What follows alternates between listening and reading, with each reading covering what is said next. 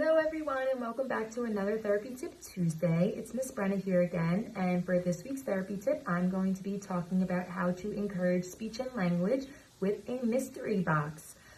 So if you never heard of a mystery box before, or if you don't know what one is, all it is a box with a opening on the side, and the opening on the side just has to be big enough for your hand to fit in. And then inside the box is all different types of mystery objects. And these objects can be toys or items of any sort that you might think can intrigue your child. The box can be as simple as a tissue box or a shoe box with a hole cut out for your hand to go inside. If you do decide to use a tissue box or a shoe box, you can also decorate them to make them more unique for you and your child. So you can use something as simple as a tissue box, stick your hand in, or I also have this bigger one that I purchased where there's actually two sides on, there's one hole on either side, and you can stick the objects right in there. So a mystery box creates that ultimate feeling of surprise, and it builds such excitement for children. So not knowing what's inside of the box really draws children in and motivates them to participate.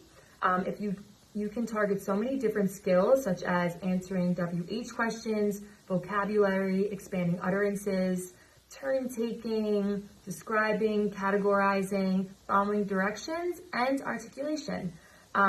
So some items that I like to use to fill these mystery boxes, I like to use different objects that have different textures, sizes, colors, to help activate the sensory system. So for example, some objects that I have used, I would place maybe like a seashell. It has different textures, maybe some like an ice cream cone, we have a basketball. Some other examples like a sponge, or even like toy animals. There's like a little octopus. Here's a pine cone and a rock. So these are good examples of different textures they can feel for.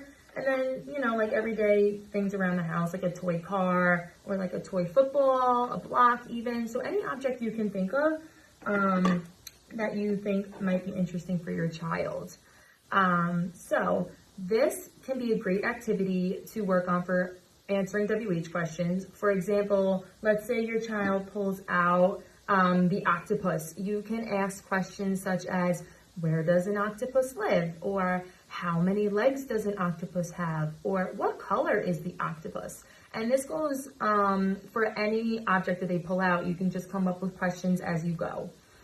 And then this also ties into vocabulary. So by labeling each object, you can label each object that you pull out or that is chosen. Now you can strategically place objects in the box that target different areas of vocab you might want to work on. So for example, if you would like to work on ocean-themed items, then you might want to place animals such as, octopus or different ocean animals to target that area. And then the same goes for if you want to target kitchen items or farm animals, anything like that. You can also work on increasing utterance length by coming up with a carrier phrase for your child to say every time they pull out of that box, pull an object out of that box. For example, you can model, I found blank. So every time they stick their hand in, they pull out an object, they would say, oh look, I found a basketball, and so on. If you wanted to work on requesting an item, you might make that carrier phrase, I want blank. So they are requesting an item out of that box. Another way you can do this is actually if you have one that you made, you can write on the box, I found blank, so it acts as a visual cue for them if they're able to read it. And then you can work on turn-taking skills with just you and your child, or even with a group of children if you're with a group of friends or with other siblings. You can simply state, oh, look, it's my turn to pick a toy, and then you pick a toy.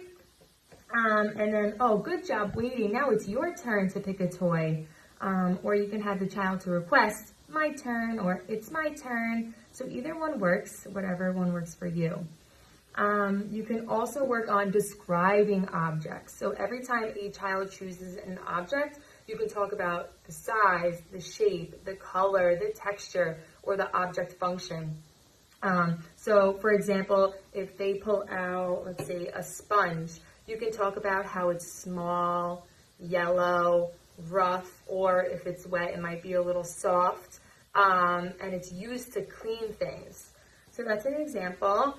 And then let's say you take all the items out, you can work on categorizing all the items in any way you want. So you can separate them based on their color, their size, or their function. So another thing you can work on when you're using mystery boxes is following simple directions, such as asking your child to take out 2 items or 3 items or 4 items, whatever you decide. Or you can ask them to pull out an item that feels rough. So again, now you're pulling their sensory system into it. If all the items are out of the box, you can ask them to put away 2 items at a time. So you might say, can you put away the seashell and then the basketball? So they're looking for the seashell and then the basketball to put away.